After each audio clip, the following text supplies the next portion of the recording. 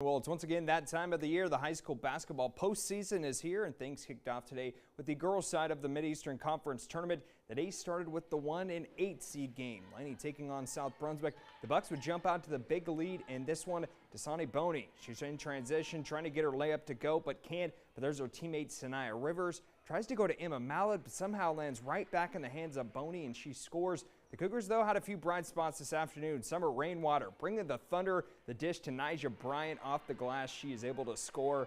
And then we talked about Boney couldn't get her layup to fall earlier in the game, but this time she says, it's no problem. I'll use my left hand, and that would extend the lead. And then both teams were playing their subs late in the game. And how about the freshman Brooke Summer hit from long range on the right wing. Lainie advances to the semifinals with the 63-11 win over South Brunswick.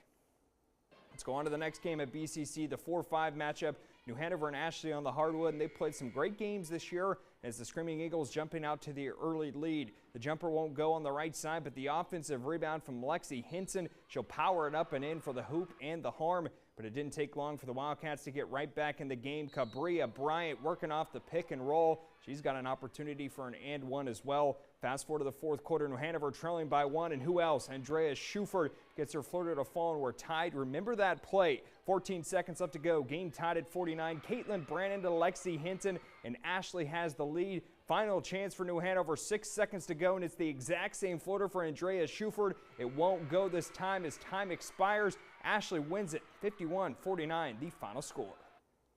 Game 3 of the afternoon, it's 7 versus 2. The matchup, Hoggard, the home team, against North Brunswick.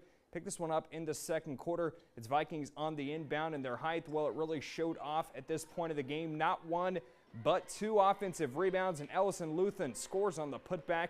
But the Scorpions would stay right in the ballgame in the first half. Abby Trexler, the freshman, nothing but nylon from the top of the key. And with Blair Barefoot out, Grace Howell has been running the point. So far, the last 5 games for Hoggard. And check out this. She doesn't have to pass it off to anybody. She's like, I got this. Coast to coast, the right-handed layup. Hoggard beginning to pull away.